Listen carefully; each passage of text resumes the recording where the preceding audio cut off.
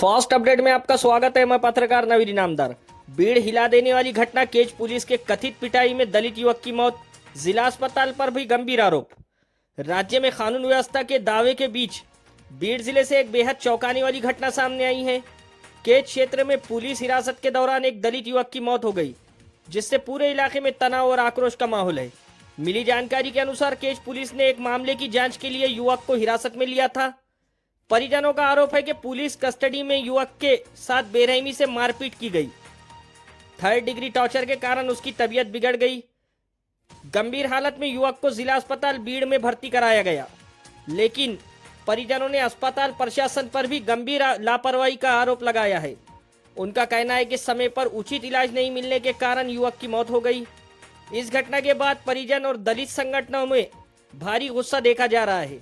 उन्होंने मांग की है कि दोषी पुलिसकर्मियों और लापरवाही करने वाले डॉक्टरों के खिलाफ गैर इरादतन हत्या का मामला दर्ज किया जाए।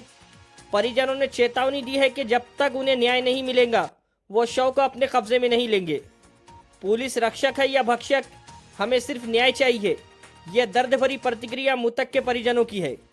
फिलहाल पूरे मामले ने प्रशासन के सामने कई सवाल खड़े कर दिए हैं।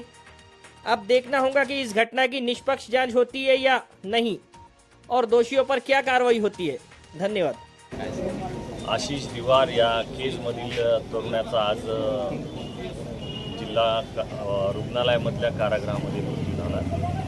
त्याच्या कुटुंबाच्या सांगण्यानुसार केज पोलिसांनी त्याला मारहाण केल्याच्या नंतर तो प्रचंड अस्वस्थ झाला होता, घायाळ झाला होता आणि अशामध्येच त्याला बीड जिल्हा कारागृहामध्ये टाकण्यात आलं। कारागृहामध्ये टाकल्याच्या नंतर दुसऱ्या दिवशी त्याला बीड जिल्हा रुग्णालयात टाकण्यात आलं। परंतु बीड जिल्हा रुग्णालयामध्ये त्याला जेव्हा टाकण्यात आलं तेव्हापासून त्याच्यावर कुठल्याही पद्धतीची बीड रुग्णालयाकडून ट्रीटमेंट करण्यात आली नाही। डॉक्टरांनी त्याच्याकडे पाहिलं देखील नाही। त्याला पलंगाला बांधून ठेवण्यात आलं। त्याचे व्हिडिओ आमच्याकडे आहेत। त्याला बांधून ठेवण्यात आलं, त्याला पाणी प्यायला दिलं नाही। त्याला तिथं अक्षरशः एवढ्या उन्हामध्ये त्याच्या जीवाची लाहीलाही होत असताना तिथं कुठल्याही फॅनची असेल, कूलरची व्यवस्था कुठलीही करण्यात आली नव्हती।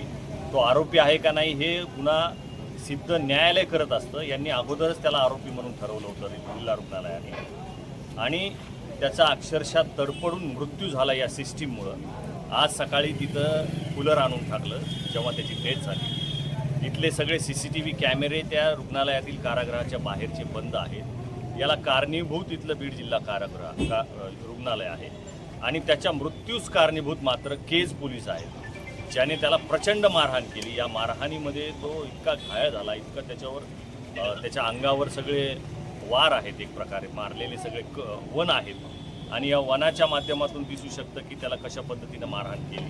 त्याचा तोंड उघडत नव्हतं, अशा पद्धतीने त्याच्या तोंडावर मारहाण केली आहे असे त्याचे कुटुंबीय सांगतात। याच्यामध्ये आम्ही न्याय मागणार आहोत आणि याच्यामध्ये जे पोलीस प्रशासनातील अधिकारी आरोपी आहेत, आम्ही आमच्या दृष्टीने तो आरोपीच आहेत, यांच्यावर लवकरात लवकर गुन्हा दाखल झाला पाहिजे अशी मागणी घेऊन आम्ही SP-ची भेट घेणार आहोत।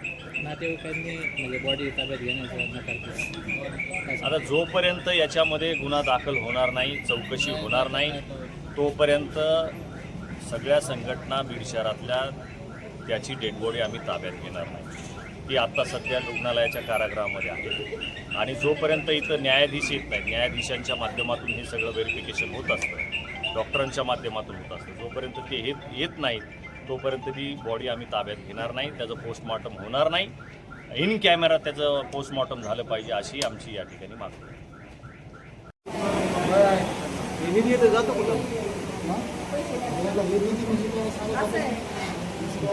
आहे।